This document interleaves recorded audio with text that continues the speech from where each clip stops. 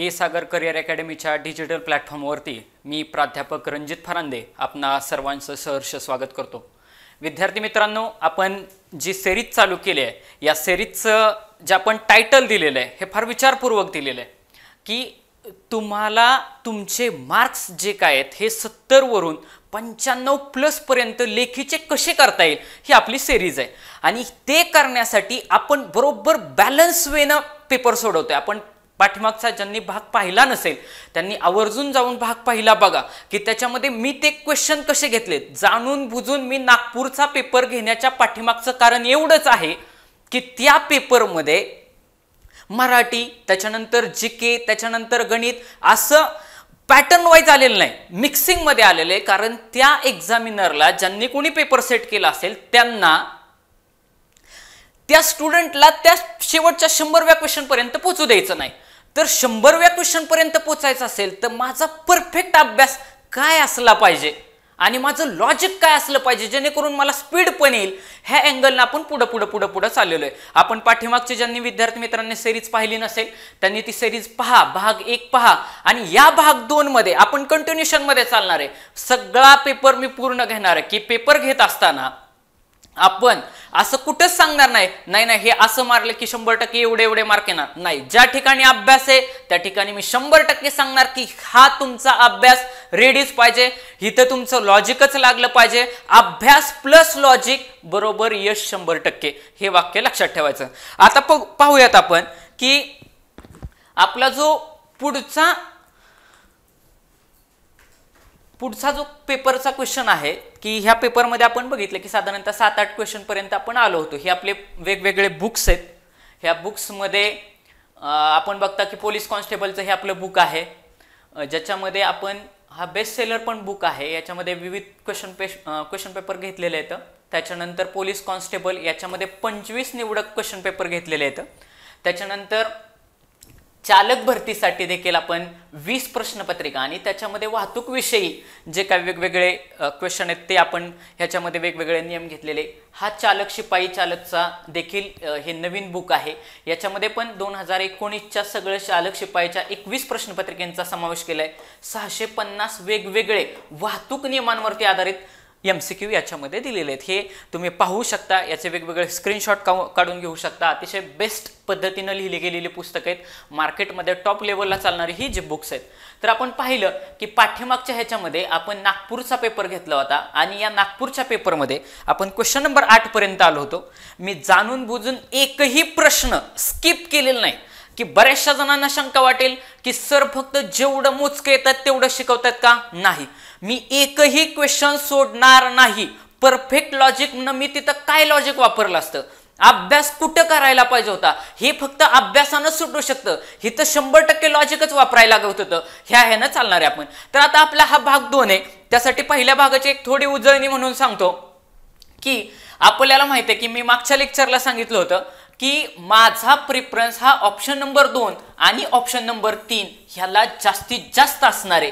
आणि जर यदा कदाचित मला क्वेश्चनचं आन्सर आलंच नाही तर मी ऑप्शन नंबर 3 ला प्रेफरन्स देणार आहे। कशाला प्रेफरन्स देणार आहे? ऑप्शन नंबर 3 ला डायरेक्टली मारणार। 2 किंवा 3 या लॉजिक नुसार मी चालणार आहे। आणि मग त्याच्यामध्ये आपण एक पॅटर्न बघितला होता की सपोज ऑप्शन नंबर 1 आणि ऑप्शन नंबर 2 मध्ये कन्फ्युजन झालं तर मी 2 ला घेऊन जाईल।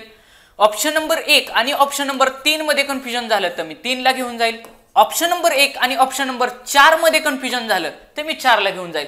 म्हणजे ऑप्शन नंबर 1 ला मी तोपर्यंत जाणारच नाही जोपर्यंत मला 100% माहिती नाही की या प्रश्नाचं हे 100% उत्तर आहे। जर ऑप्शन नंबर 1 एखाद्या प्रश्नाचं उत्तर आलं तर मी पुन्हा एकदा प्रश्न वाचणार बारकाव्यानं की मी फसलोय का, कारण आपल्याला 95चं टार्गेट आहे आणि स्पीड विद्यार्थी मित्रांनो तुम्हाला आपोआप येईल। स्पीड येणं हा निव्वळ सरावाचा भाग असतो। आता ह्या प्रश्नामध्ये आपण 8व्या क्वेश्चन पर्यंत आलेलो आहे। आपलं हे चौकट लक्षात ठेवायची की ज्या वेळेस ऑप्शन नंबर 1 आणि 2 मध्ये कन्फ्युजन होईल 2 ला जायचं, 3 ला जायचं किंवा 4 ला जायचं। आता पाहूयात आपण नेक्स्ट क्वेश्चन की नेक्स्ट क्वेश्चन मध्ये आपल्याला आपण 8व्या क्वेश्चन पर्यंत आलो होतो। या 8व्या क्वेश्चन मध्ये आपल्याला क्वेश्चन असा आहे,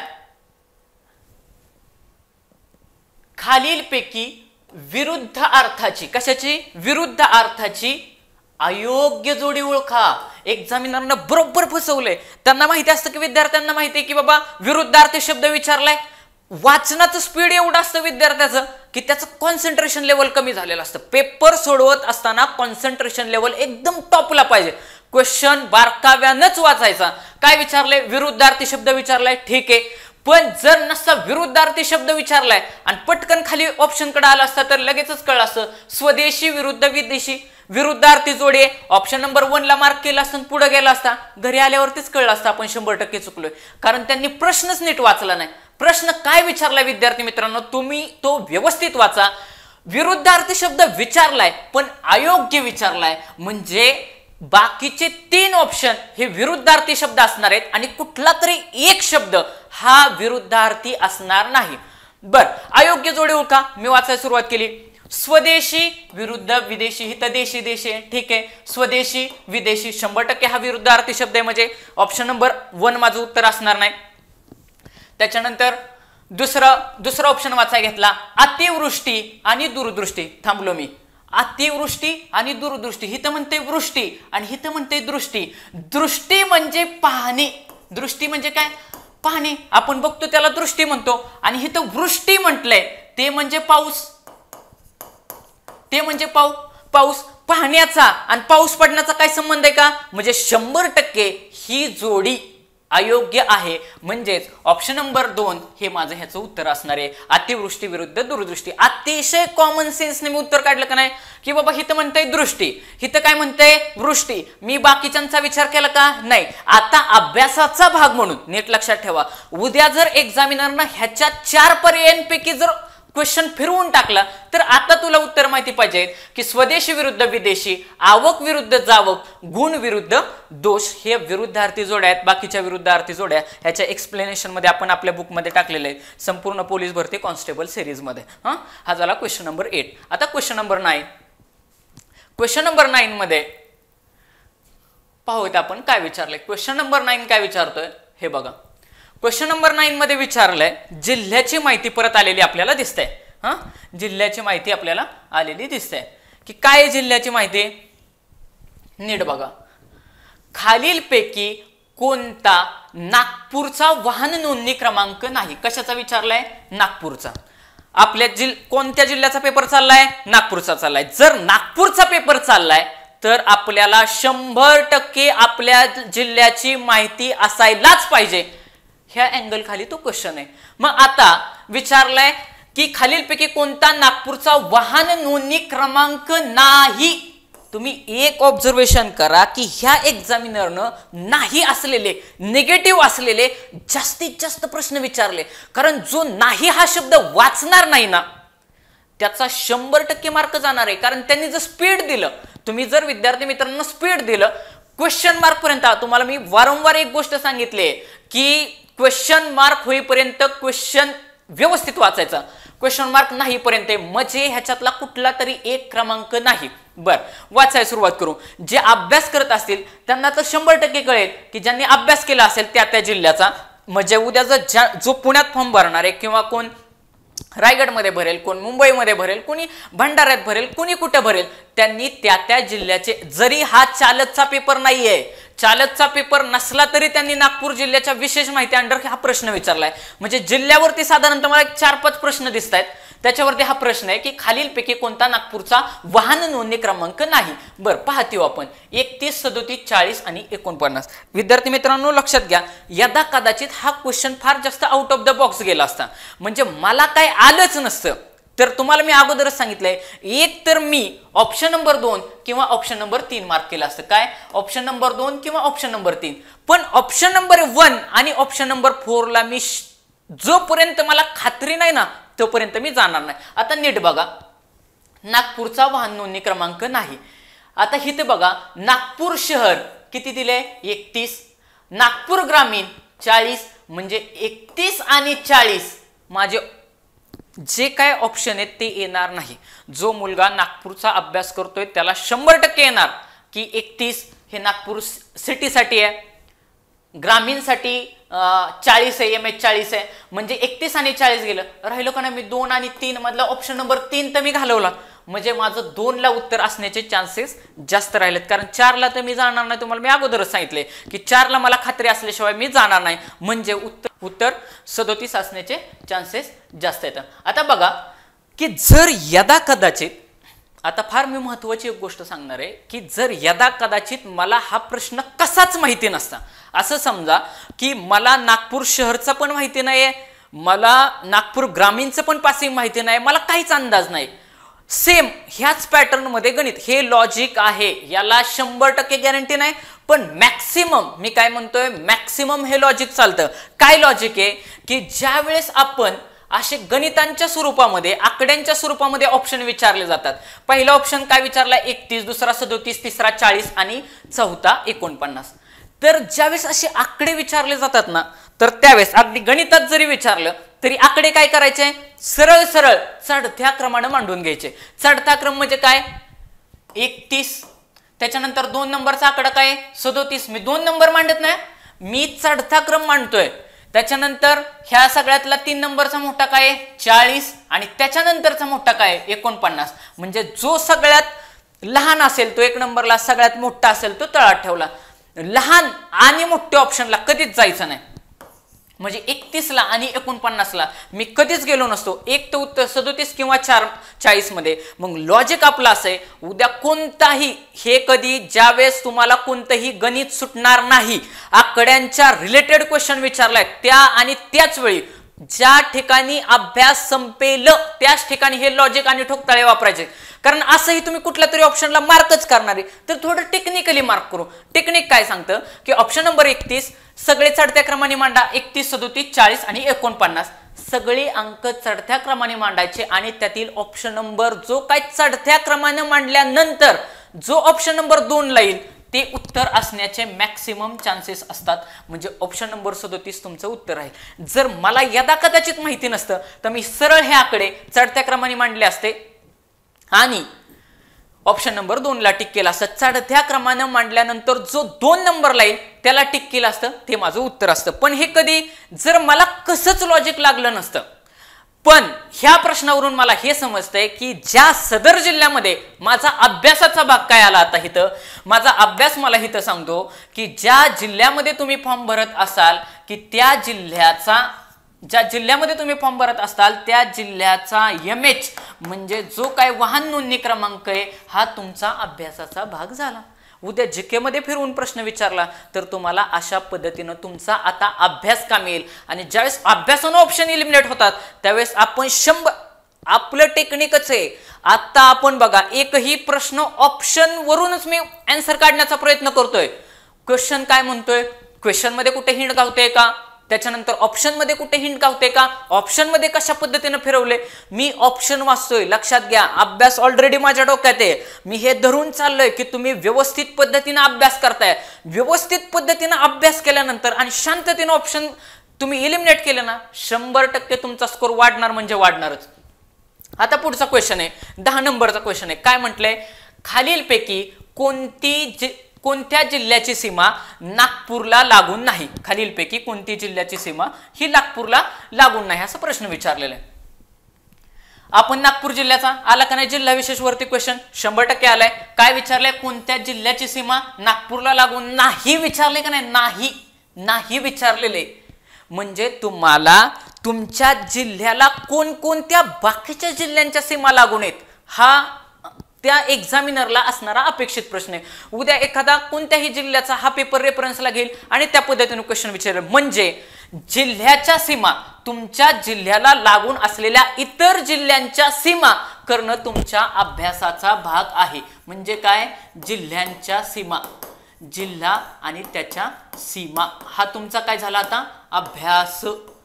म्हणजे मी तुम्हाला सांगत असताना फक्त ठोकताय सांगत नाही की नक्की अभ्यास काय करायचा, हा तुमचा अभ्यासाचा भाग झाला की नाही. की बाबा जिल्ह्याच्या सीमा तुम्हाला माहिती असलं की पटकन ऑप्शन सुटणार, क्वेश्चन सोडवताना स्पीड येणार, तुम्हाला थांबावं लागणार नाही. पण ठीक आहे बाबा, मी विचार कसा करेल, ज्यावेळेस मी तुम्हाला अगोदरपासून सांगितले ज्या ठिकाणी नाही विचारेल का नाही त्यावेळेस मी खालून ऑप्शन वाचायला सुरुवात करणार. शक्यतो ज्यावेळेस नाही विचारलं जातं, निगेटिव्ह क्वेश्चन फॉर्म केला जातो, त्यावेळेस ऑप्शन नंबर 4 किंवा शेवटचं ऑप्शन असण्याचे चान्सेस जास्तीत जास्त असतात. असेलच असं नाही, परंतु चान्सेस जास्तीत जास्त असतात. बरं ठीक आहे, मी पाहूयात, आपण करूयात. त्यावेळी आपण साधारणतः बघितलं की सपोज हा महाराष्ट्र आहे, ह्या महाराष्ट्रामध्ये इथं साधारणतः नागपूर जिल्हा असं समजा. फॉर एक्झाम्पल ह्या नागपूरला वरती मध्य प्रदेश लागून आहे, इथं MP लागून आहे, मध्य प्रदेश लागून आहे. ह्या मध्य प्रदेश मधले काही जिल्हे जाणून बुजून एक्झामिनरने इथं विचारले.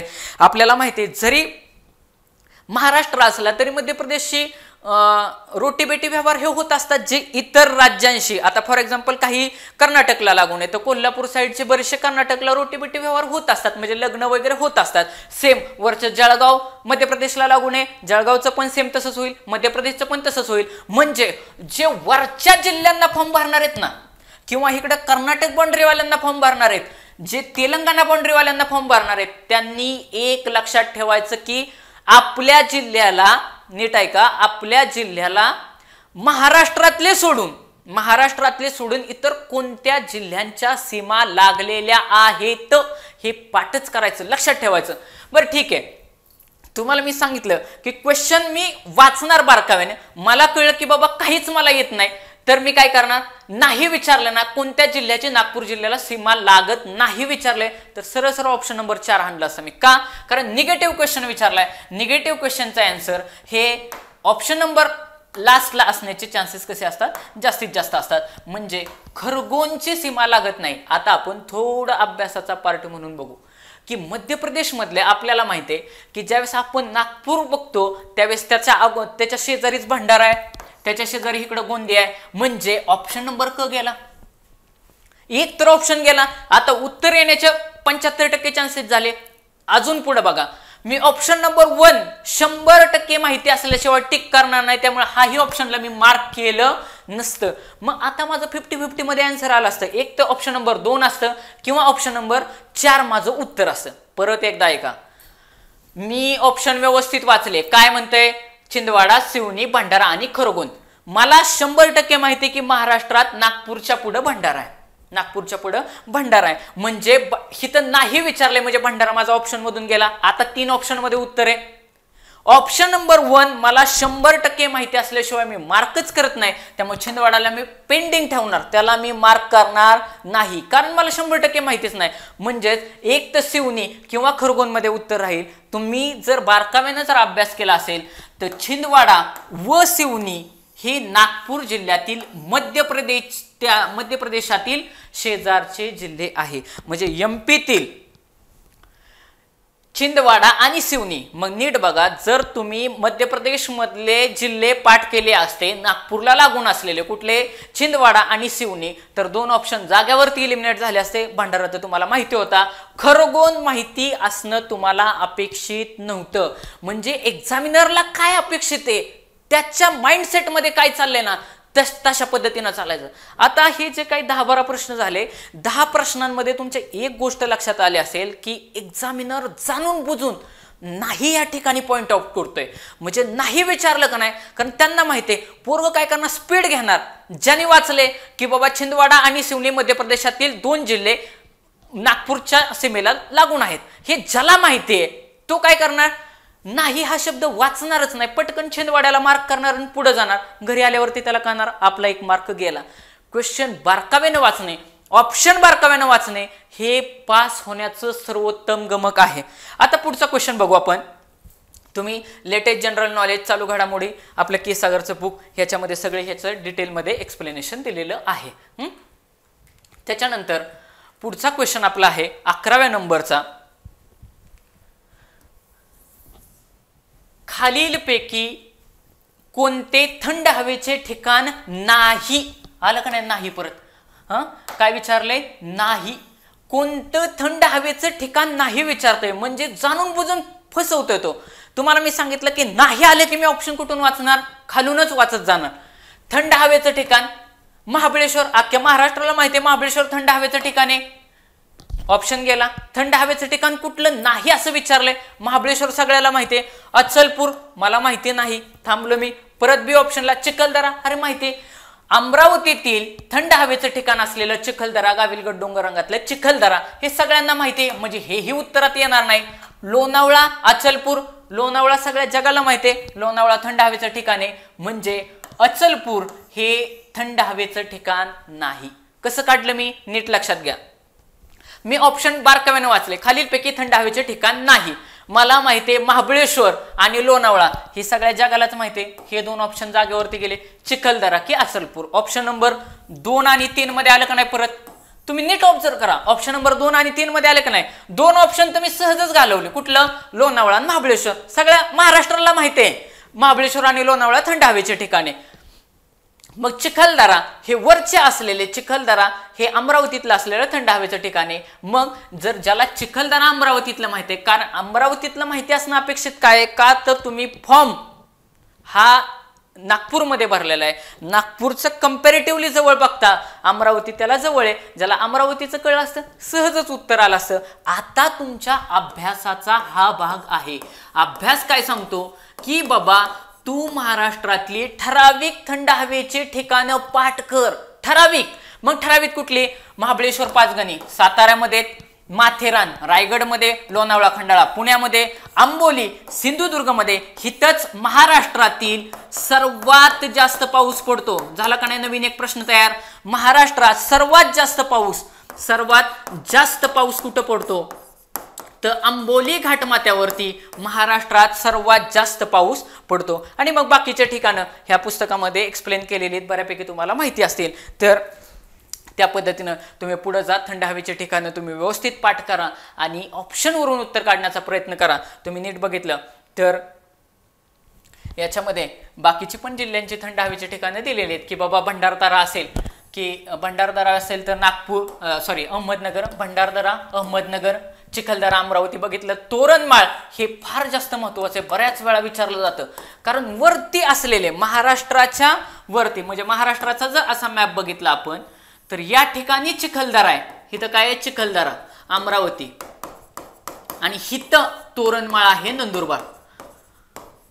कारण हे 2 सातपुडा पर्वत रांगात आहेत आणि बाकीचे जे काय मॅक्सिमम आहेत हे हिथं सह्याद्रीमध्ये. लक्षात घ्या, म्हणजे सह्याद्रीतले आणि सातपुड्यातले पाठ करायचे. सह्याद्रीत कुठलं आहे, अमरावतीमध्ये. चिखलदरा वरती सातपुडा पर्वत आहे, तर माय मिस्टेक, सातपुडावरती आहे, तर ह्या सातपुडा पर्वत रांगामध्ये वरती अमरावती, ह्या अमरावतीमध्ये चिखलदरा थंड हवेचं ठिकाण आहे. या ठिकाणी नंदुरबार आहे, ह्या नंदुरबारमध्ये तोरणमाळ, आणि इकडं सह्याद्री पर्वत आहे. ह्या सह्याद्री पर्वतामध्ये तिकडं मग सातारा आहे. साताऱ्यातलं तुम्हाला माहिती आहे, आपण बघितलं महाबळेश्वर वगैरे, आणि मग तोरणमाळ बघितलं, नंदुरबार, पन्हाळा, कोल्हापूर, म्हैसमाळ, औरंगाबाद, नरनाळा, अकोला. आता ह्या ठिकाणचा मी थोडासा एक बेसिक पॉईंट म्हणून सांगतो, की ज्या ठिकाणी भूगोलामध्ये मॅक्सिमम मुलांचं कन्फ्युजन होतं तेवढा एक पॉईंट मी सांगतो. इथं काय म्हटलंय, थंड हवेचं ठिकाण नरनाळा. आणि मग जे कन्फ्युजनचे पॉईंट आहेत ते आपल्या अभ्यासाच्या एकाच ठिकाणी काढून घ्यायचे. कुठले कुठले, कर्नाळा, अर्नाळा आणि नरनाळा. झालं.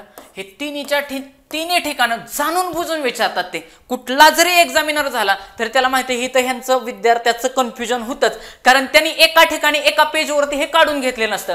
कर्नाळा, अर्नाळा आणि नरनाळा. मग कर्नाळा काय आहे, तर कर्नाळा आहे रायगडमध्ये. कुठे आहे, रायगड. आणि हे पक्षी अभयारण्य आहे. काय आहे, पक्षी अभयारण्य. म्हणजे हे सगळे अभयारण्य आहेत, पण पक्षी अभयारण्य कुठले, कर्नाळा. म्हणजे एक पॉइंट क्लिअर झाला. एक कर्नाळा, 2 अर्नाळा आणि 3 नरनाळा. तर अर्नाळा आहे ठाण्यामध्ये. कुठं, ठाण्यामध्ये. आणि 3 आहे नरनाळा, ते आहे अकोलामध्ये. कुठं आहे, अकोल्यामध्ये. अकोला. तर ह्याची एक ट्रिक आहे शेवटच्याची. हिथं 2 वेळा न आहे, हिथं अ आहे, तर मी असं लिहितो, अन्ना. अन्ना लिहित असताना बघा, अन्ना लिहित असताना न ला 2 वेळा न येतोय.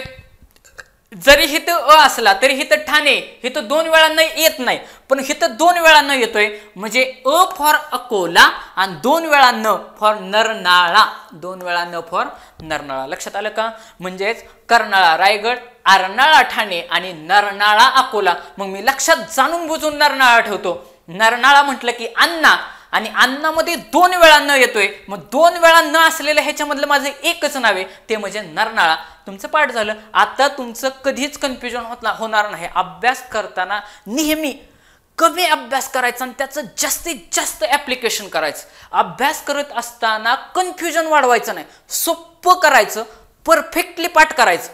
ज्यावेळेस तुम्ही हा व्हिडिओ बघताय ना, प्रत्येक वेळी 5-5 मिनिटाला माझा एक क्वेश्चन झाला की व्हिडिओ पॉज करायचा, मी काय सांगितले हे डोळे बंद करून आठवायचं, प्रोसेस करायची. कारण हेच प्रश्न परत फिरून फिरून फिरून परत येणार आहेत.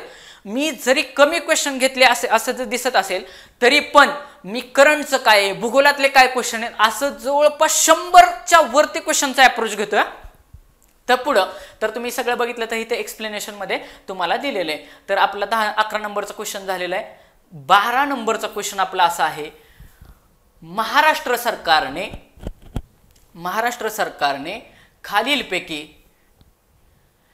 सरकारने खालीलपैकी कोणत्या गटातील आरक्षण, काय म्हटले, कोणत्या गटातील आरक्षण घोषित केलेले आहे. क्वेश्चन वाचला. आता एवढा आरक्षणाचे मुद्दे पाठात असतात का की कोणाला आरक्षण दिले आणि कोणाला नाही, ते फार मोठा किचकट मुद्दा आहे. पण त्यावेळेचा करंटचा क्वेश्चन आहे हा, त्यावेळेचा काय करंटचा क्वेश्चन आहे. मग आता बघा, करंटचा क्वेश्चन तुम्ही असं बऱ्याचशा मुलांना दिवस रात्र मुलं करंटच करत असतात. हा अवॉर्ड भेटला, ते अवॉर्ड भेटला, लिमिटेड कर, करंट लिमिटेड करायचं. एका क्वेश्चनसाठी 3-4 क्वेश्चनसाठी मी किती वाचणार हे तुम्हाला 100% कळलं पाहिजे. करंट मागचं कसं विचारले, सध्या फोकस मधले मुद्दे कुठले, कुठले काढल्यानंतर मला ऑप्शन, आणि माझं लॉजिक कसं चालतं ह्याच्यावरती. आता हा करंटचा मुद्दा आहे, तुम्हाला मी दाखवतो मी लॉजिकनं कसं सोडवतो. आता नीट बघा काय म्हटलंय, महाराष्ट्र सरकारने खालीलपैकी कोणत्या गटातील आरक्षण घोषित केलेले आहे. बाबा आरक्षण कोणाला दिलेले असा प्रश्न विचारलाय. मी ऑप्शन बारकाव्यानं वाचणार. निराधार मुले, एड्सग्रस्त मुले, सिकल सेल्सग्रस्त मुले आणि पिलियाग्रस्त मुले. मला वाचल्यानंतर तर एवढं कळतंय बाबा, हिथं मुले मुले मुले सगळीकडे मुले मुले दिसते, म्हणजे मुलांच्या संदर्भात काहीतरी आरक्षण दिलेलं आहे.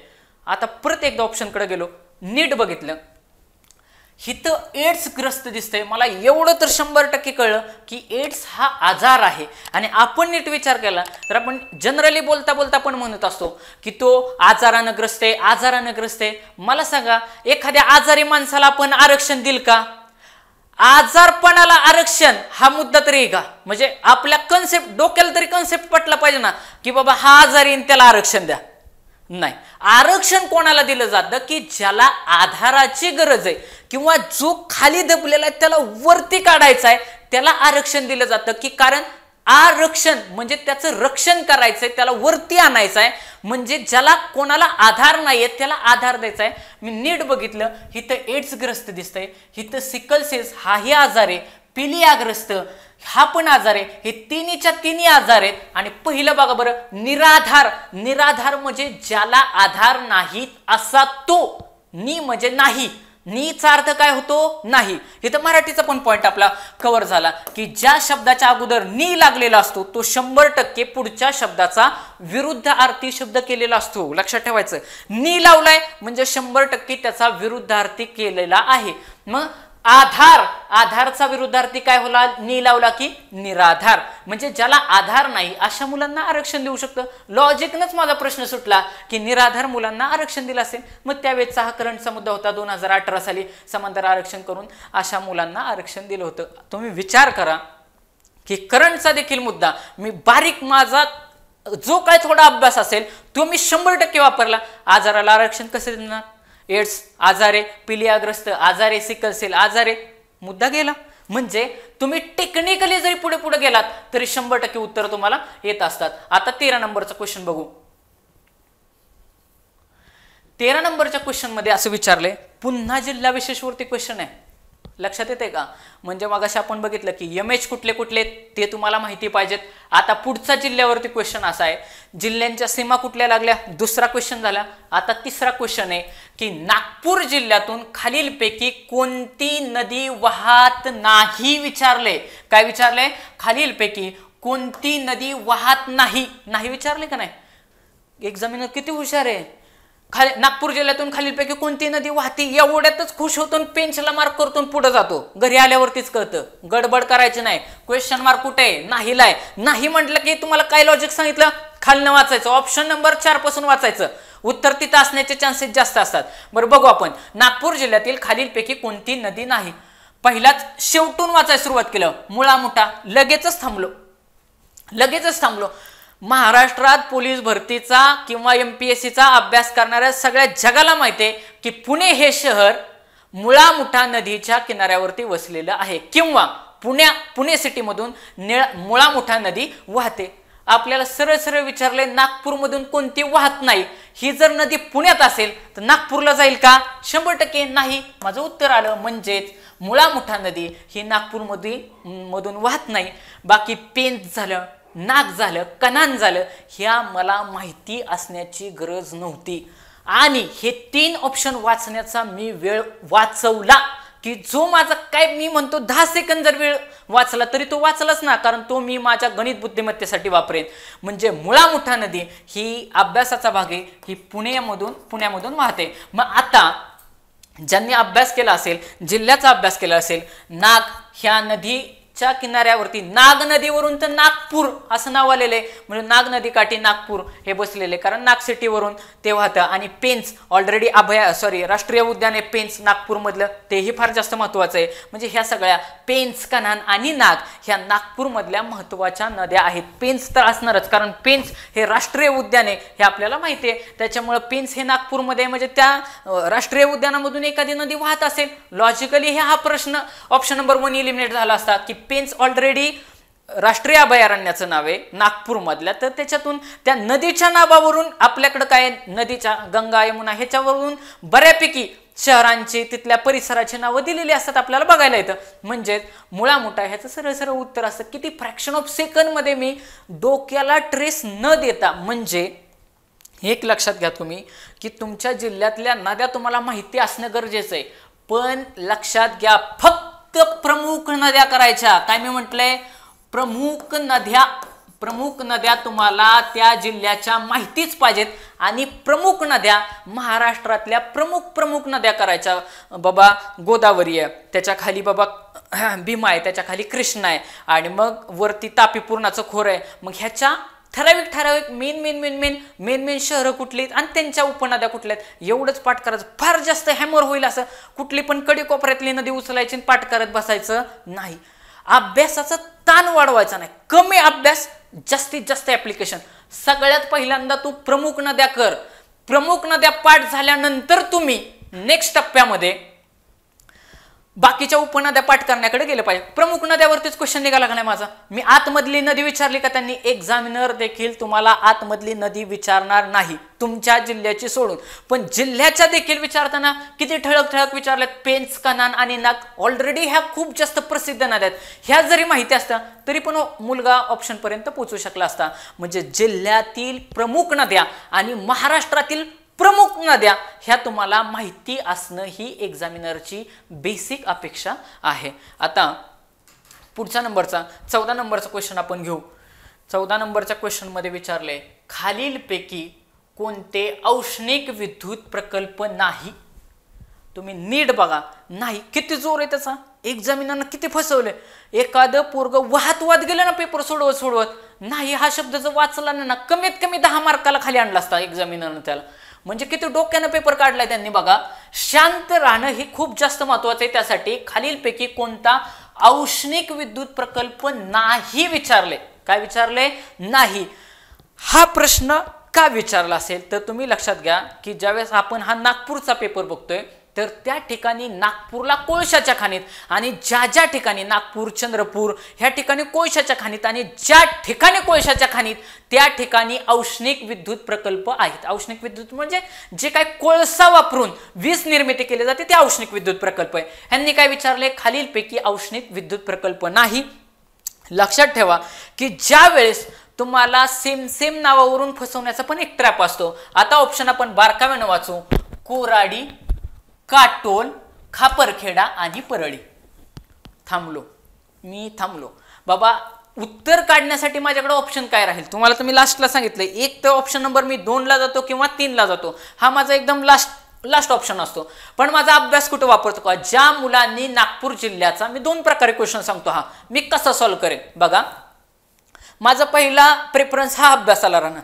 मी बेसिक अभ्यासावरून मला एवढं तर कळणार, कोराडी आणि खापरखेडा हे 2 औष्णिक विद्युत प्रकल्प, ही 2 औष्णिक विद्युत केंद्र ही नागपूर जिल्ह्यामध्ये आहेत. आणि मला नाही विचारले त्याच्यामुळे कोराडी गेला, खापरखेडा गेला, म्हणजे माझं उत्तर एकतर 2 असेल किंवा 4 असेल.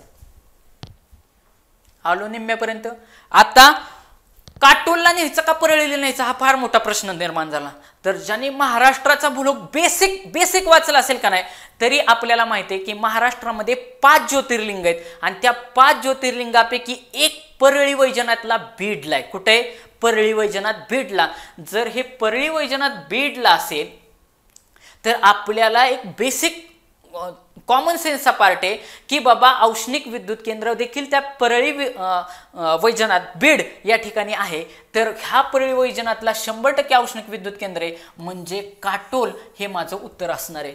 आता दुसरं लॉजिक सांगतो. दुसरं लॉजिक असं की कोणताही एक्झामिनर हा सेम प्रोनाउन्सिएशन वरून फसवण्याचा प्रयत्न करेल. कसं? हिथं काय म्हटलंय कोराडी, हिथं काय म्हटलंय काटोल. नीट बघा, हिथं म्हटलंय कोराडी, हिथं म्हटलंय काटोल. कोराडी आणि काटोल. क ज्याने कमीत कमी अभ्यास केलेला असतो का नाही त्याला असं आठवत असतं, यार क वरून काहीतरी, बघा क वरून काहीतरी, मग सांगता येत नाही ना, मग कन्फ्युजन वाढतं. मग तिथं प्रेशर खाली अजून जास्त कन्फ्युजन वाढतं. त्याने सरळ फसवलंय का नाही, कोराडी की काटोल, म्हणजे ह्या 2 मध्ये उत्तर ठेवण्याचे चान्सेस, प्रोबॅबिलिटी खूप जास्त आहे. कोराडी आणि काटोल.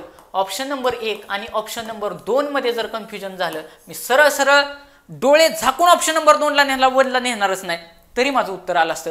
कारण मी नीट बघितलं असतं ना ऑप्शन, तरी मला कळलं असतं कोराडी काटोल. क 100% इथे एक्झामिनरना फसवले. तुम्ही बघा, तुम्ही जसं पुढे अनालिसिस करत येताल का नाही, 100% एक्झामिनर असा ट्रॅप लावतात. फक्त हे तुम्हाला दिसणार कधी, ज्यावेळेस तुमची नजर तशा पद्धतीनं होणार. दुसरी गोष्ट, तुम्ही पेपरला असताना खूप जास्त शांत असणार, डोक्यावरती बर्फच असला पाहिजे. 100% असले उत्तर सरळ डोळ्यानेच मला दिसलं. काटोल माहिती असायचीच गरज नव्हती, मला लगेच कळलं कोराडी की काटोल ह्या दोघांमध्येच उत्तर ठेवलेले. हिथं काय 100% उत्तर हिथं तरी आहे, नाहीतर हिथं तरी आहे. मी सरळ ऑप्शन नंबर 2, कन्फ्युजन झालं 1 आणि 2 मध्ये, मी 2 लाच घेऊन जाणार, माझं उत्तर काटोल राहील. आता अभ्यासाचा भाग. आता हिथून पुढे अभ्यास काय की हा माझा अभ्यास आहे, हे तू पहिल्यांदा कर. ज्या ठिकाणी मी असं लिहितोय ना अभ्यास, ते तुम्ही पहिल्यांदा करणं अपेक्षित आहे. माझा अभ्यास काय आहे की बाबा मला आता महाराष्ट्रातील औष्णिक विद्युत प्रकल्प माहिती असणं गरजेची गोष्ट आहे. तर मग मी काय करणार, विदर्भातून इकडे येणार. विदर्भातून इकडे येत असताना पहिल्यांदा पूरवाले पाठ करणार. ज्याला पूर लागलेले ते सरळ चंद्रपूरमध्ये, म्हणजे बघा दुर्गापूर कुठं असणार, चंद्रपूरमध्ये असणार. बल्लारपूर कुठं असणार, चंद्रपूरमध्ये. 2 तर पाठ झाले. बघा सोपं करत चालायचं. तुम्ही त्या जिल्ह्याचा अभ्यास करताय, त्यामुळे कोराडी आणि खापरखेडा हे नागपूरमध्ये 4 पाठ झाले. आता परळी वैजनाथ हे तुम्हाला मी सांगितलं की ज्योतिर्लिंगापैकी एक आहे, 5 ज्योतिर्लिंगापैकी एक आहे परळी वैजनाथ बीड, हेही पाठ झालं. आता राहिलेलं ठराविक आपण पाठ करू. पारस अकोला, एकलहरे नाशिक, तुर्भे मुंबई, चोला ठाणे, फेपरी भुसावळ जळगाव. इथं काय वेळे भुसावळ असं पण विचारतात. भुसावळ जळगाव. मग परत एकदा बघू, कुठं औष्णिक विद्युत केंद्र, तुर्भे, कुठं मुंबई, चोला ठाणे. मग आता इथं अजून पण एक प्रश्न तयार होतो, बंद पडलेलं कुठलंय, चोला ठाणे. सध्या बंद असलेलं कुठलंय, चोला ठाणे हे बंद असलेलं औष्णिक विद्युत केंद्र आहे. तुम्हाला जर विचारलं ठाण्याचा जिथं पेपर फॉर्म भरला असेल, एक्झामिनर कुठेही प्रश्न विचारू शकतो. उद्या जे ह्या प्रदेशात राहतात का नाही औष्णिक विद्युत केंद्राच्या, त्यांना हे येणंच येणं. तुम्हाला महाराष्ट्रात किती ठराविक 4 तर पाठ झाले. पूर असलेलं चंद्रपूरमध्ये कोराडी खापरखेडा, नागपूरमध्ये परळी वैजनाथ, बीडमध्ये झालं. आता 3-4च राहिले, तुर्भे मुंबई, चोला ठाणे, फेकरी भुसावळ जळगाव, एकलहरे नाशिक. संपलं, अभ्यासाचा पार्ट संपला. म्हणजे हा तुमचा अभ्यास झाला. तुम्ही स्क्रीनशॉट काढून घेत चला. मी ज्या वेळेस सांगतोय, मी आता ह्याचं एक्सप्लेनेशन सांगितलं ना, व्हिडिओ पॉज करायचा, लगेच रिमाइंडर करायचं तिथल्या तिथं की मी काय सांगितलं. तुम्ही बघा हेच क्वेश्चन परत तुम्हाला फिरून येत, त्यावेळेस तुम्हाला हा चार्ट लगेच आठवणार, फ्रॅक्शन ऑफ सेकंड तुमचा क्वेश्चन सुटणार. त्याच्यामुळं जो व्हिडिओ तुम्ही बघाल त्यावेळेस व्हिडिओ पाहत असताना तुम्ही पॉज करायचं, आठवायचं. मेमरायझेशन ही की ऑफ सक्सेस आहे. आठवण्याचा जास्तीत जास्त प्रयत्न करायचा, अभ्यास स्ट्रॉंग होत राहतो. ज्याचा अभ्यास स्ट्रॉंग त्याला 100% यश आहे. आता पुढचा क्वेश्चन आहे माझा मॅथमॅटिक वरती क्वेश्चन आहे. नीट बघा काय म्हटलंय. 15 नंबरचा क्वेश्चन आपला 14 पर्यंत झाला. 15 नंबरचा मॅथमॅटिकचा क्वेश्चन आहे. काय क्वेश्चन म्हणतोय. क्वेश्चन असा आहे, 9 किलोग्राम हापूस आंब्याची किंमत. बघा गणित सोडवत असताना मी तुम्हाला पाठीमागच्या भागमध्ये बघा, ज्यांनी बघितला नसेल, आपण सुरुवातीला गणित हे कॅल्क्युलेशन न जाता फॉर्म्युल्यानं न जाता आपल्या व्यवहारानं गणित कसं सुटल हे बघायचं. सगळी पोलीस भरतीला गणित ही व्यवहारिक गणित आहेत. व्यवहारामध्ये तुम्ही किती स्ट्रॉंग आहे त्या लॉजिकनं निघतात. आणि पाढे तुमचे पाठच असले पाहिजेत. पाढे पाठच करायचे. विद्यार्थी मित्रांनो, अजून बराचसा कालावधी पाढे पाठ करण्यासाठी तुमचा वेळ जात नाही. रोजची रोज रिपिटेशनमध्ये एका चार्ट एका ठिकाणी लावून ठेवायचा, तो चार्ट बघायचा, थोडा आठवायचा. आज 2चा पाढा वाचला, आठवायचा. 3चा वाचला, 10 पर्यंत आज वाचायचे. उद्या 11 ते 20 वाचायचं. परत 3 दिवस 11 ते 20च वाचायचं. 4थ्या दिवशी ते आठवायला घ्यायचं, तिथंच बघूनच आठवायचं. 11चा 12चा 13चा पाढे पाठ असतील, पटकन गणित सुटतात. आता बघा काय म्हटलंय गणित की बाबा 9 किलो हापूस आंब्याची किंमत, 9 किलो हापूस आंब्याची किंमत किती आहे. 1440 रुपये आहे. 9 किलोचे 1440 आहे. मी इथं लिहिलं 9 किलो 1440. तुम्ही तिथं लिहायचं नाही. तुमचं डोकं हे व्यवहाराने सुटलं पाहिजे की व्यवहारानं हे गणित कसं सुटल. तुम्ही लिहित पेन टेकवण्याच्या भानगडीत पडायचं नाही. 9 किलो 1440 ज्याचा 16चा पाढा पाठ असताना त्याला तोंडीत जागेवरती कळलं असतं की 16 9 144 आहेत. किती 16 9 144 म्हणजे उत्तर 160 आलं असतं. बघा ज्याचा 16चा पाढा पाठ आहे त्याला लगेच कळलं असतं. बरं पुढे या.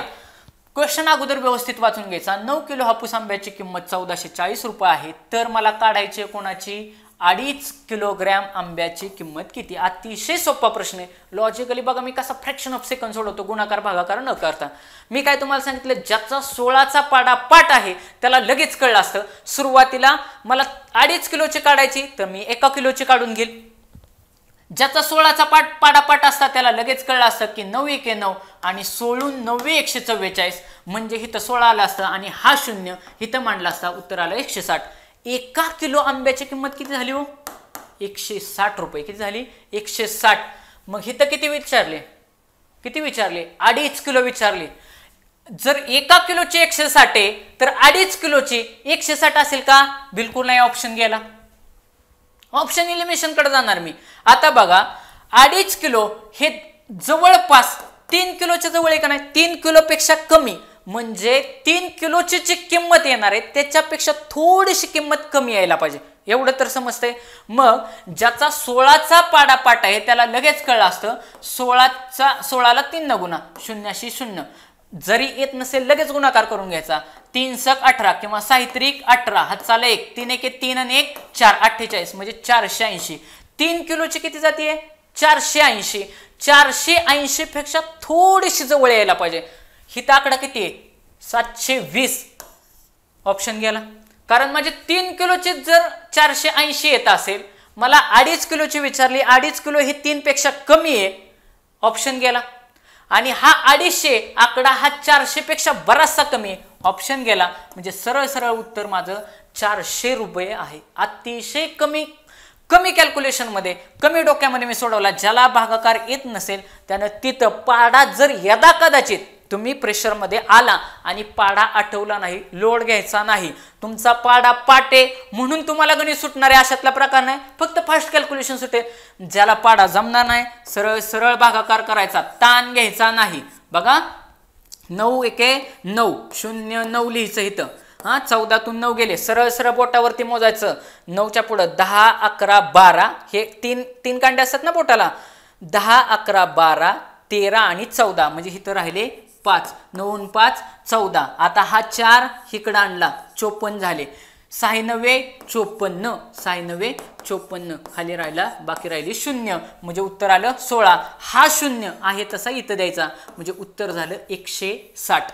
1 किलोची किंमत काढणं तरच तुला पुढची किंमत भेटेल. 160 आली असती तर 160 येऊ शकत नाही. इथं 160 अगदी पुढे जर केलं असतं 3 किलोच्या हिशोबाने तर तुम्हाला मी गणित कसं सुटतंय अगदी सोप्या पद्धतीनं 2 मेथडनं सांगितलं.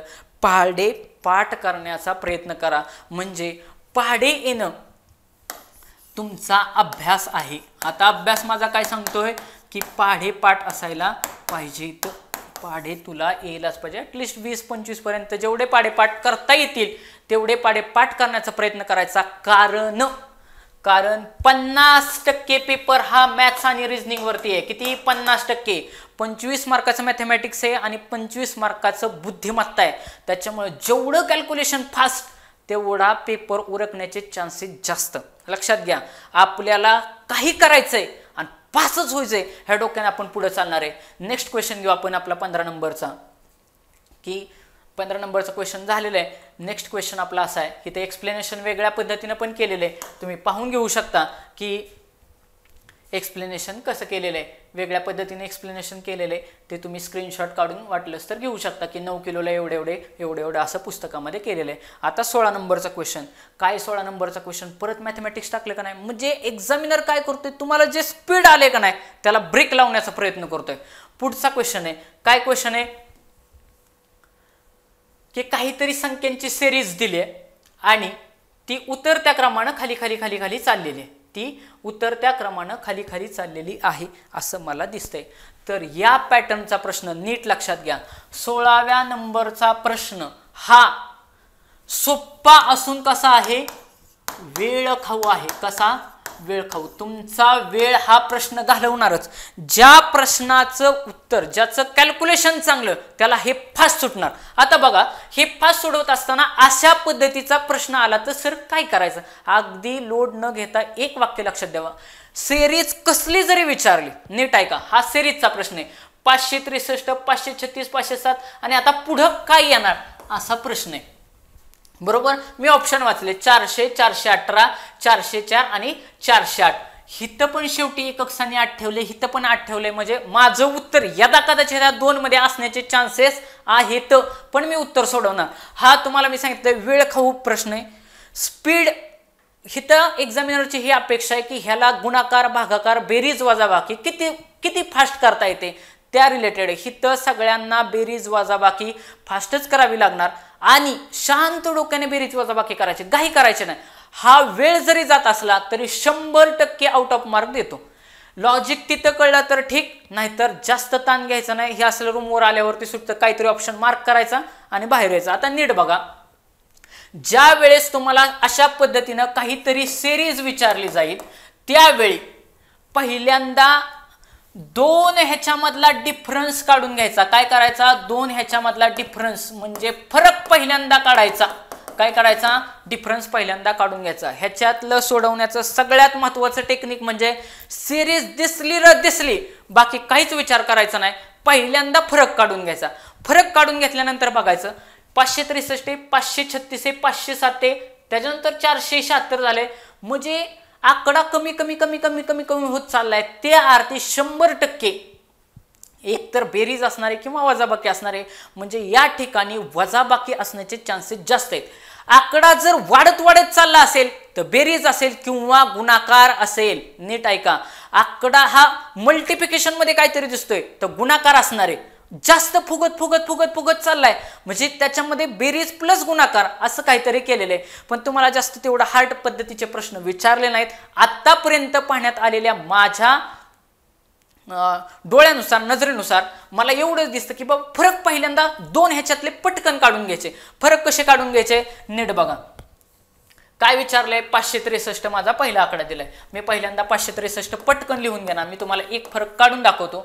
563 खालचा आकडा दिलाय माझा 536. एका खाली एक लिहून घ्यायचं, शांततेने वजाबाकी करायची, तोंडी करण्याचा प्रयत्न करायचा नाही. इथं वजाचं चिन्ह दिलं, ज्यांना येत नसेल त्यांच्या माहितीसाठी सांगतो. सगळ्यात इकडून उजव्या बाजूचं जे स्थान असतं ते असतं एकक स्थान, 2 नंबरचं स्थान असतं हे दशक स्थान आणि 3 नंबरचं स्थान असतं हे शतक स्थान. आता ह्यांची वजाबाकी करायची, इकडून हातचा घ्यायचा असतो. आता 3तून 6 जातोय का? जात नाही. इकडून एक हातचा इकडे घेणार, हे तर झाले 13. किती झाले? 13. हे 13ला गोल करायचा म्हणजे आपलं कन्फ्युजन होत नाही. ज्यावेळेस एक हातचा इकडे घेतला त्यावेळेस इथं 5 राहिले. इथं किती राहिले? 5. ह्या 5ला इथं गोल करायचा. आता 13तून 6 घालवायचे, मग 6 पासून 13 पर्यंत मोजत जायचं, शांतपणे बोटाने मोजायचं. 7, 8, 9, 10, 11, 12, 13. उत्तर राहिलं 7. 7 आणि 6 13. 7 आणि 6 13. आता इथं किती राहिले? 5. 5तनं 3 गेले 2 आणि इथं तर ऑलरेडी 5 आहेत. 5 आणि 5 0 म्हणजे 27. पहिला फरक किती आला? 27चा फरक आला. म्हणजे 27 न वजा झाले. किती? 27 न वजा झाले. सेम तुम्ही दुसऱ्याचा फरक काढून घेतला. दुसऱ्याचा किती फरक आहे? 536. आता मी एकक स्थान वगैरे ते पेपरमध्ये असलं काही लिहायचं नाही. एकक दशक शतक हे मी तुम्हाला समजून सांगताना तिथं बाकीचं असलं रफ वर्क करायचं नाही. 536 वजा 507 किती? 507. आता बघा इथं मी तुम्हाला काय सांगितलं, शक्यतो तुम्हाला हातचा घ्यावा लागणार आहे असंच विचारणार आहे. ह्या इथं 7 न 7 जातात का? जात नाहीत. बघा कसं ते एक्झामिनर कसा बरोबर वेळ घालवतोय. ह्या हिथून आपल्याला एक हातचा घ्यावा लागणार म्हणजे इथं किती झाले? आता 16. 16तून 7 गेले, बोटावरती मोजत यायचं. 7 आणि किती? 16 होतात. 9 आणि 7 16 होता. 8 9 10 11 12 13 14 15 16. 9 भरले. इथं मी 9 लिहिले. ज्यावेळेस इकडून हातचा इकडे गेलाय त्यावेळेस इथं राहिले 2. 2तनं 0 गेला 2 म्हणजे उत्तर किती आलं? 29. म्हणजे दुसऱ्यातला गॅप किती असेल? इथं असेल 29. किती असेल? 29 असेल. इथं 27, इथं 29. असं जर तुम्ही वजाबाकी करत करत करत करत आला तर तुम्हाला सगळ्यांच्यातला फरक दिसेल. इथं येईल 31, इथं पुढे येईल 33 आणि मग इथं ज्यावेळेस 33 येईल त्यावेळेस तुमच्या लक्षात येते आता फरकांचा फरक काढायचा. 27 आणि 2 किती आहे? 29. म्हणजे इथं +2चा फरक आहे. 29 आणि 2 किती येणार आहे? 31. पुढं 31 आणि 2 किती येणार आहे? 33. इथं पण +2 आहे. म्हणजे ज्या वेळेस आपल्याला 443 येईल, 443 येईल त्यावेळेस 443च्या पुढचा आकडा काढत असताना इथं आपण 33 पर्यंत आले. म्हणजे पुढचा फरक किती यायला पाहिजे? 33 अधिक 2. 33 अधिक 2 किती? 35. किती? 35. मग पुढचा फरक किती असेल? 35 असेल. किती असेल? 35 असेल. मग हे 35 ह्याच्यातून काय करायचे? वजा करायचे. कारण उतरता क्रमे ना वजा वजा वजा वजा सगळं होत आलं ना. 563 पेक्षा 536 कमी येतं. 536 पेक्षा 507 कमी येतं. 476 507 पेक्षा कमी येतं. 576 पेक्षा 443 कमीत. म्हणजे 100% मला 443 मधून 35 काय करावे लागणार आहे? वजा करावे लागणार आहे. इथं पण बघा काय केलं, हातचा घ्यावा लागला का नाही? एक्झामिनर वेळ घालवतोय तुमचा जाणून बुजून. म्हणजे इथं 3 आहे म्हणजे इथं किती होणार? 13. इथं किती राहणार? 4च्या ऐवजी 3 राहणार. मग इथं तुम्ही बघितलं 13तनं 5, 5च्या पुढे मोजत राहायचं. 6 7 8 9 10 11 12 13 म्हणजे 8.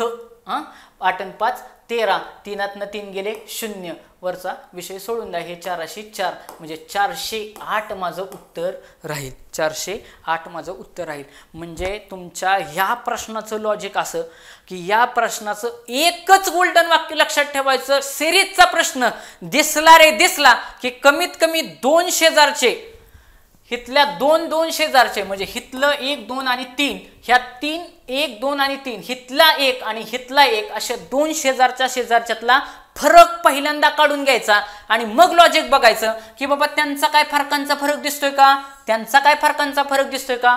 100% हितच लॉजिक लागणार आणि ही सिरीज उतरत्या क्रमाने. त्याच्यामुळे जर उद्या आकडा मला ह्याच्या बाहेर, ठीक आहे आता एक्झामिनरनं क्वेश्चन हार्ड केलाय, जर मला 500च्या आसपास आकडा दिला असता ना तर मी जागेवरती ऑप्शन एलिमिनेट केला असता. म्हणता तुम्ही विचारता सर का? मला सरळ सरळ दिसते ना आकडे उतरत उतरत उतरत खाली चाललेत. म्हणजे 400च्या घरात उत्तर येण्याचे चान्सेस माझे पाहिजेत. हा 500च्या घरात आहे, 100% हे उत्तर नसणार. आता पुढचा प्रश्न. पुढचा पण त्यांनी जाणून बुजून 17 नंबरचा क्वेश्चनमध्ये मॅथमॅटिक्स विचारलेलं आहे. तुम्ही स्क्रीनशॉट घेऊन शकता. पाठीमागं मी जे काय शिकवले आता हे मी रफ करून टाकतो की जे मला गरजेचं नाही ते मला पुढचा क्वेश्चन एक्सप्लेन करायचा आहे. पुढचा क्वेश्चन माझा असा आहे की क्वेश्चन नंबर 17 काय सांगतो. क्वेश्चन नंबर 17 एका वर्गातील सरासरीचा हा प्रॉब्लेम आहे आणि ह्याच्यामध्ये 2 सरासरीचे प्रॉब्लेम विचारले. मॅक्सिमम ह्याच पॅटर्न मध्ये विचारणार. तुम्ही लिहून ठेवा. हे सगळ्यात सोपे पॅटर्न आहे. सहज उत्तर येणार. हक्काचे मार्क आहेत हे. आता काय सांगितलंय एका वर्गात 5 मुलांच्या निकालाची सरासरी. वाचत असतानाच मला इथं कळलं. हळूच एक्झामिनरनं काय केले तुम्हाला दिसू नये याच्यासाठी 5 हा आकडा हा शब्दामध्ये लिहिलाय अंकामध्ये देण्याच्या ऐवजी 5 मुलांच्या निकालाची सरासरी विचारली किती आहे 46. मग लगेच इथं लिहून घ्यायचं 5 जणांची सरासरी किती दिली आहे 46 दिली आहे. बरं 46% दिली आहे. तर त्यापैकी 4 मुलांच्या निकालाची सरासरी किती 4 मुलांच्या निकालाची काय दिली आहे. इथं पण सरासरीच दिलेली आहे. इथं काय दिली आहे सरासरीच दिलेली आहे. नीट वाचायचं. इथं सरासरी 46 दिलेली आहे. इथं सरासरी किती दिली आहे 45% दिली आहे. पण किती जणांची 4 जणांची. बघा नीट ऐका. 5 मुलांच्या निकालाची सरासरी 46 दिलेली. 5ची सरासरी आहे बरं का ही. हा एक टाईप आहे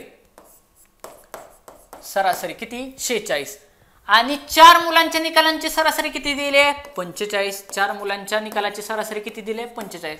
हे आकडे बघितल्यानंतर मला एवढं कळतंय. बघा लॉजिक माझं कसं आहे 5 जणांचे 46 आहेत म्हणजे मुलांना कसे कोणाला 46 कोणाला 41 कोणाला 47 असे 40च्या आसपास आकडे असतील.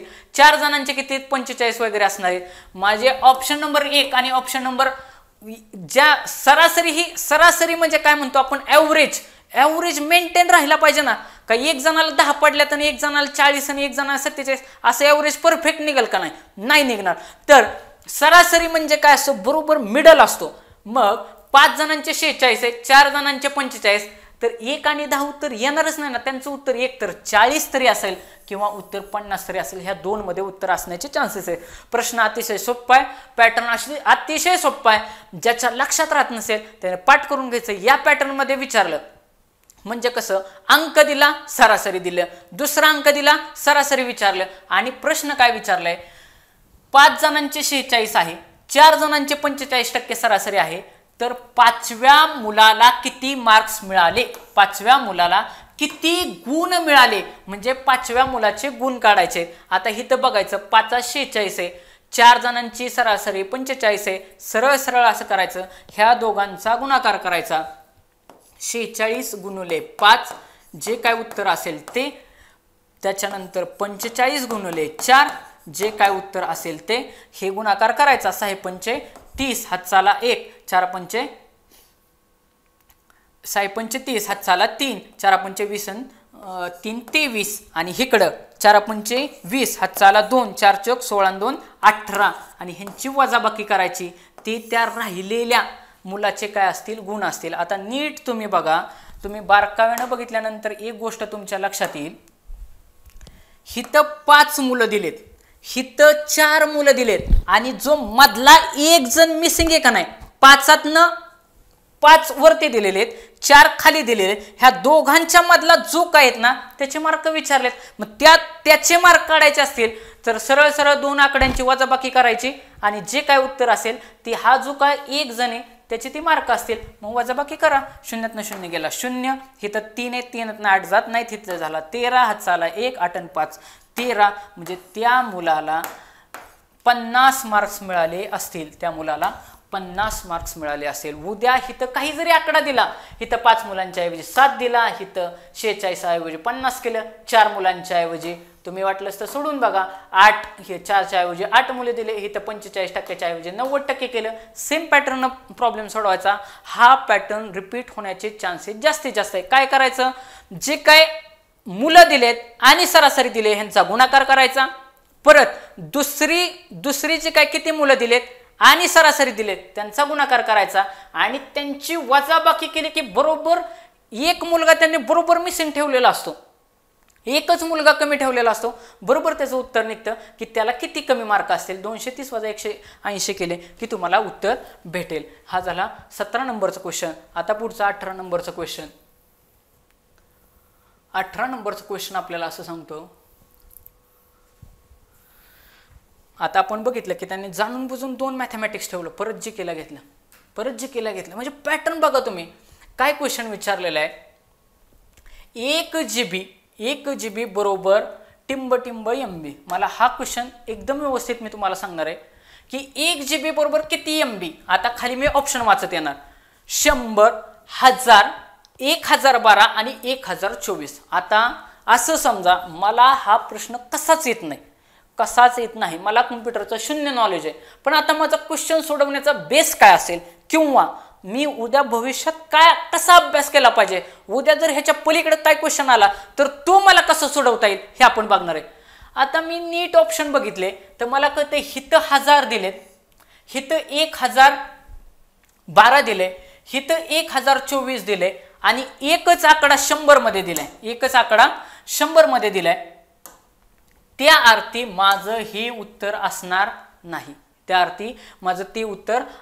नाही, बघा 3 आकडे माझे 1000 मध्ये दिलेत ना, एकच 100 मध्ये दिलाय, तर इकडे पुढे एक्सप्लेन करत चाललाय ना तो एक्झामिनर जो काय तो बरोबर एक्सप्लेन करत चाललाय. आता पुढे बघा, हिथं 1000 म्हणतोय, हिथं 1012 म्हणतोय, हिथं 1024 म्हणतोय, म्हणजे 1000च्या पुढे पण एक्सप्लेन केलाय, म्हणजे 100% उत्तर माझं 1000 नाही, 1000 उत्तर नाही. म्हणजे एक तर उत्तर माझं 1012 तरी असेल आणि 1024 तरी असेल. आणि विद्यार्थी मित्रांनो, मी तुम्हाला खरं सांगतो, जर यदा कदाचित हा प्रश्न मला तिथं एक्झाम हॉलला आला नसता, नीट ऐका, जर आला नसता तर मी सरळ ऑप्शन नंबर 3 मार्क केला असता. तर आतापर्यंत मी जे काही प्रश्न सोडवत आलोय की ऑप्शन नंबर 3 ला मार्क करणे किंवा 2 ला मार्क करणे, ह्या लॉजिकनं हा प्रश्न माझा चुकला असता, 100% चुकला असता.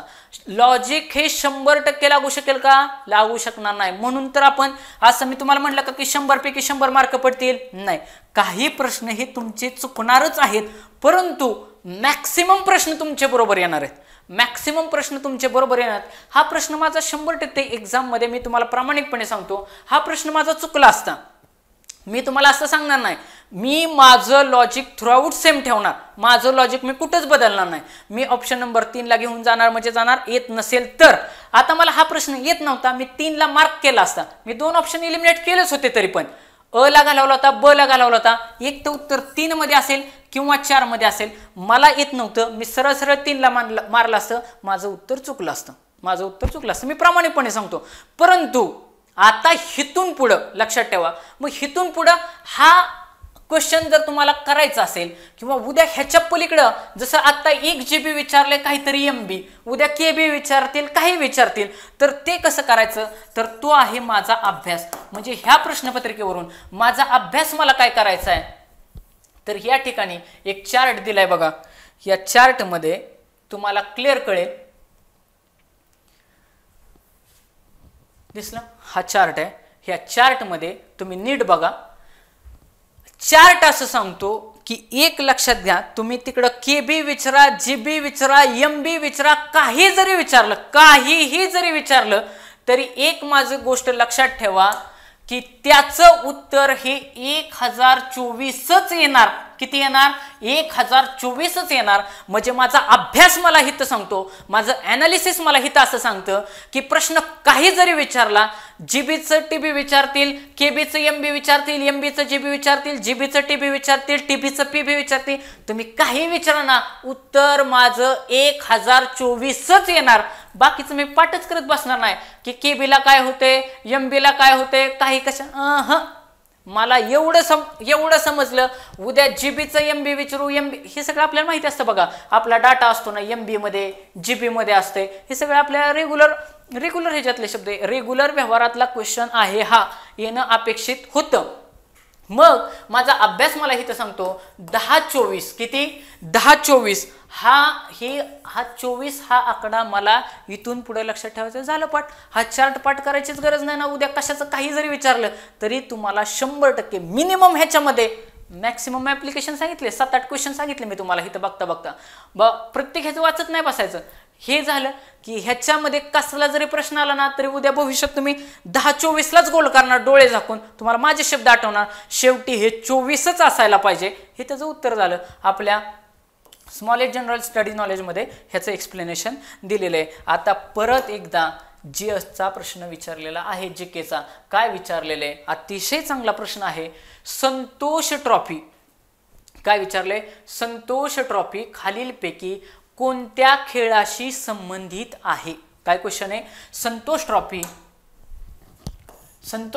कोणत्या खेळाशी संदर्भात आहे? खाली दिले क्रिकेट, हॉकी, फुटबॉल आणि कबड्डी. मला जर येत नसतं संतोष ट्रॉफी, तुम्ही मला सांगा, तुम्ही तरी ऐकलंय का कधी? नाही. जर मला कसंच आलं नसतं, लॉजिकनं पण ऑप्शन येत नसते, तर सरळ सरळ ऑप्शन नंबर मी 3 मारला असता, माझं लॉजिक बरोबर आलं असतं.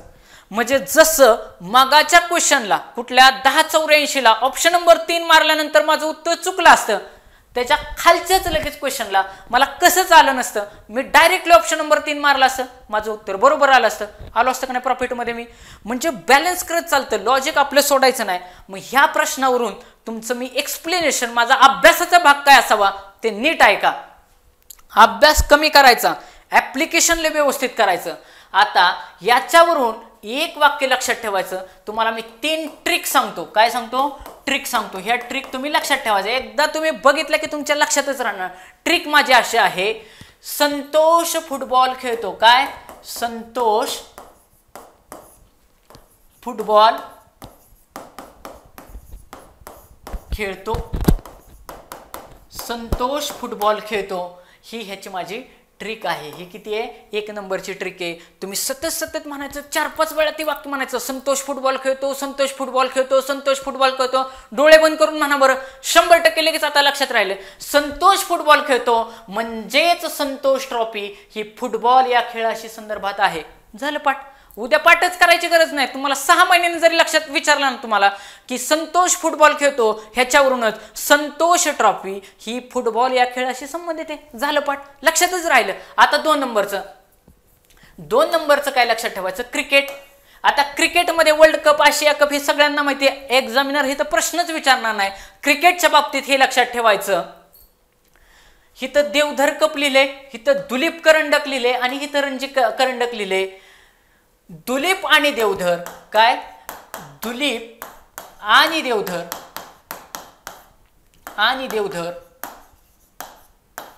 रणजी क्रिकेट खेळतात.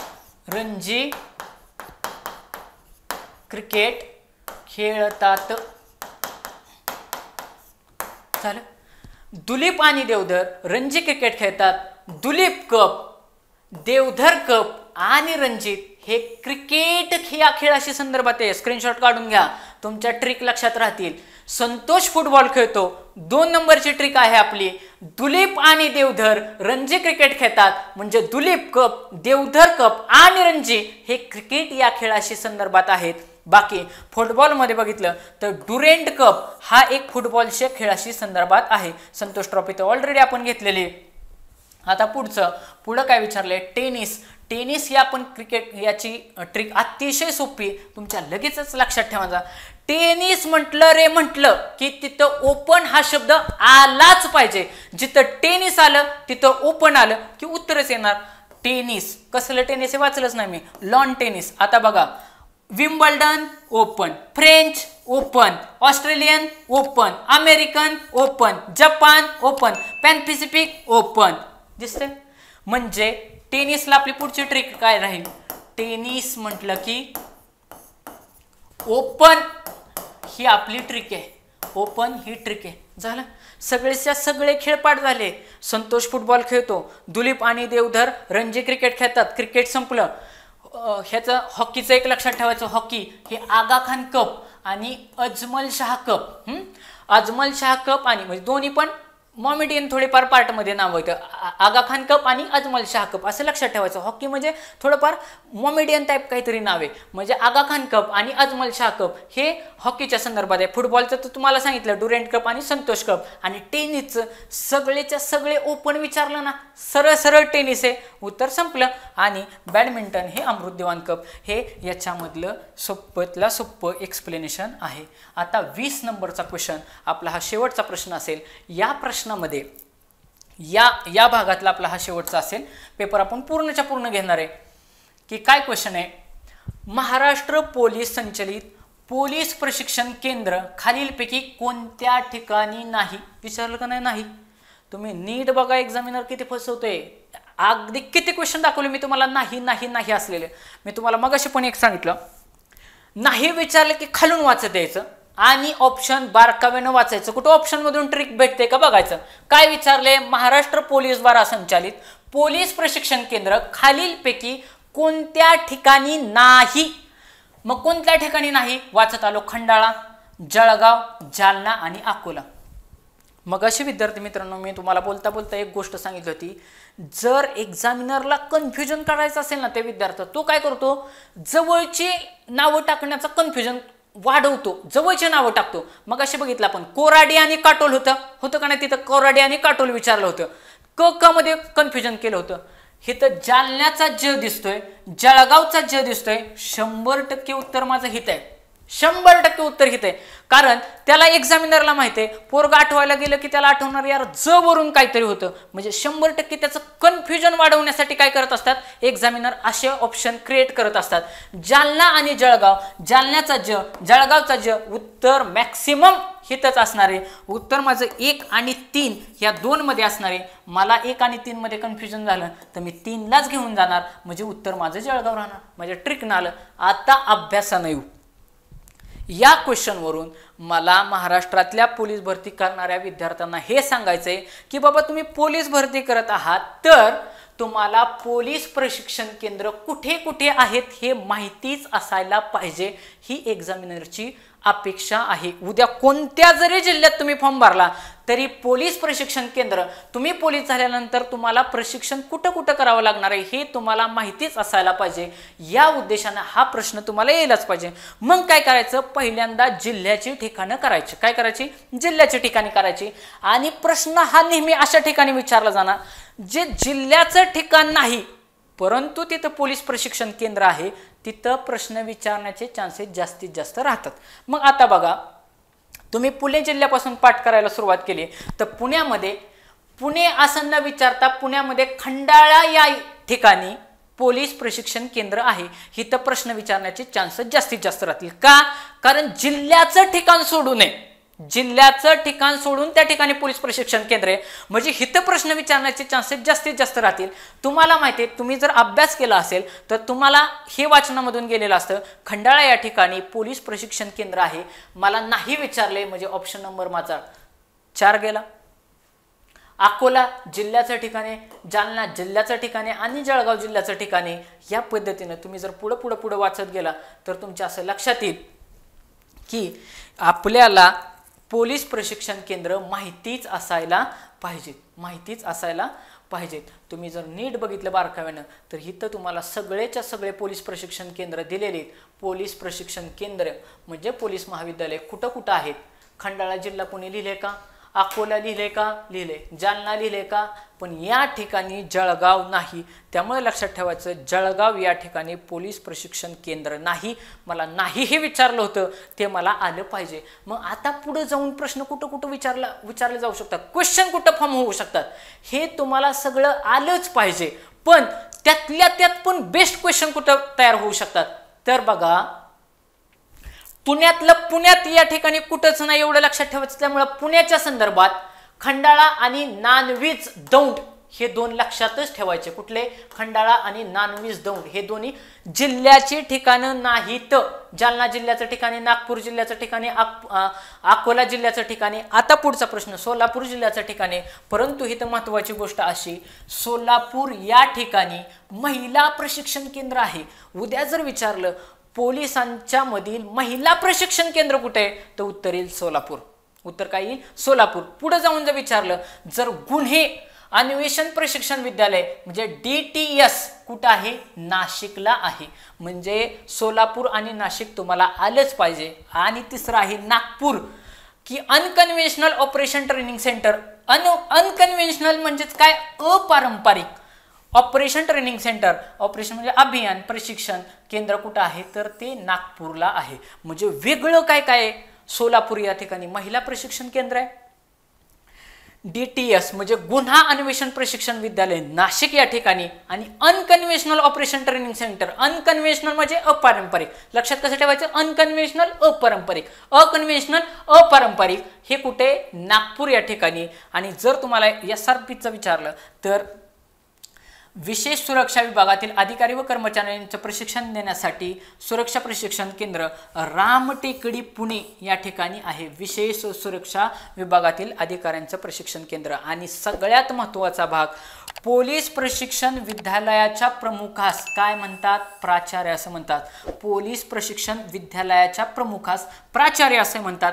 या विद्यालयाचे मुख्यालय कुठं आहे? मुंबई या ठिकाणी आहे. प्रश्न तुम्हाला हिथं विचारला जाईल, क्वेश्चन तुम्हाला या ठिकाणी विचारला जाईल की जे काय पोलीस प्रशिक्षण विद्यालय त्या विद्यालयाचं मुख्यालय कुठं आहे? तर मॅक्सिमम मुख्यालय आपले कुठे असतील हो? मुंबई या ठिकाणी असतील ना, आपल्या महाराष्ट्राच्या राजधानीचं ठिकाणी. त्याच्यावरून पण लक्षात ठेवायचं, महाराष्ट्राच्या राजधानीचं ठिकाण म्हणजेच मुंबई या ठिकाणी या विद्यालयाचं मुख्यालय असेल. या विद्यालयाचे मुख्यालय असेल. आणि मग बाकीचे इथं पॉईंट जे काय दिलेले आहेत ते तुम्ही पाहून घेऊ शकता. नाशिक या ठिकाणी पोलीस प्रबोधिनी असून असं आहे की जे काय PSIची जी निवड होते ते सगळे तिथं आहे. आणि सांगलीमधील तासगाव या ठिकाणी, सांगलीमधील तासगाव जवळील तुर्ची येथे नुकतेच पोलीस प्रशिक्षण केंद्र तयार झालेले आहे. विद्यार्थी मित्रांनो, जे सांगलीसाठी फॉर्म भरतायत त्यांनी लक्षात ठेवायचं, किंवा बाकीच्यांनी पण लक्षात ठेवायचं की नवीन झालेलं प्रशिक्षण केंद्र कोणत्या जिल्ह्यात आहे? सांगली जिल्ह्यात आहे. जर त्यांनी ठिकाणाचं नाव विचारलं तर तुर्ची या ठिकाणी आहे. म्हणजे हा झाला करंट बेसचा त्यावेळेचा मुद्दा. माझा करंटचा मुद्दा सांगत असताना मी तुम्हाला काल सांगितलं होतं की अटल सेतू, काल सांगितले बघा, कालच्या जुन्या लेक्चरला ज्यांनी पाहिलं नसेल त्याने पाहून घ्या. तुम्हाला मी लॉजिकली लक्षात ठेवण्यासाठी 22 किलोमीटर सांगितलं होतं की 22 किलोमीटर ही अटल सेतूची लांबी आहे. परंतु जर एक्झामिनरला अजून जास्त क्वेश्चन जर क्लोज केला तर लक्षात ठेवा 21.8 किलोमीटर ही अटल सेतूची लांबी आहे. जर पॉईंटमध्ये विचारलं आणि अजून जास्त क्वेश्चन क्लोज केला तरच एवढ्या लांबीला ते क्वेश्चन विचारतील. हे म्हणजे अप्रॉक्सिमेटली 22च असतं, हे लक्षात ठेवा. म्हणजे तुम्ही म्हणता ना सरांनी 22 सांगितलं होतं आणि आम्हाला तिथं आकडा दिसला नाही, म्हणून जाणून बुजून हे मी सांगितलं. कारण अटल सेतू मी तर सांगताना सांगितलं होतं की 22 किलोमीटर आहे, तर ते अप्रॉक्सिमेटली अजून परफेक्ट व्हॅल्यू जर विचारली तर 21.8 किलोमीटर. आणि शिवडी ते शेवा, कुठं? शिवडी ते नावाशेवा या ठिकाणी, नावाशेवा या दोन ठिकाणांना अटल सेतू जोडतो. हे कशाचं एक्सप्लेनेशन आहे? अटल सेतू. वाटलंच तर स्क्रीनशॉट काढून घ्या आणि लक्षात ठेवा. करंटचा मुद्दा आहे, अतिशय महत्त्वाचा मुद्दा आहे. तर विद्यार्थी मित्रांनो, या ठिकाणी आपण थांबूयात. आपण नेक्स्ट लेक्चरला जे काही राहिलेले क्वेश्चन आहेत हे पण पुढच्या अँगलनं कसे सोडवता येईल, आज थोडं मी स्पीड देऊन पुढचे जास्त क्वेश्चन घेतले. एक्सप्लेनेशन हे करत असताना मी एका व्हिडिओमध्ये जवळपास 100च्या पेक्षा कितीतरी पटीनं जास्त क्वेश्चन एक्सप्लेन करतोय. तुम्ही बघा, क्रीडातलेच कितीतरी पॉईंट सांगितले, त्याच्यावरती जवळपास 10-15 क्वेश्चन तयार झाले असते. म्हणजे 100, 150, 200 म्हटलं तरी क्वेश्चन आत्ता ह्या लेक्चरमधून तुमचे कव्हर झाले असतील. शिवाय ऑप्शनवरून मी तुम्हाला तो अप्रोच डेव्हलप करतो की ऑप्शनवरून उत्तर काढण्याचा कसा प्रयत्न करायचा. तर ही सिरीज तुम्हाला जर आवडली तर नक्कीच तुमच्या मित्रापर्यंत पोहोचवण्याचा प्रयत्न करा.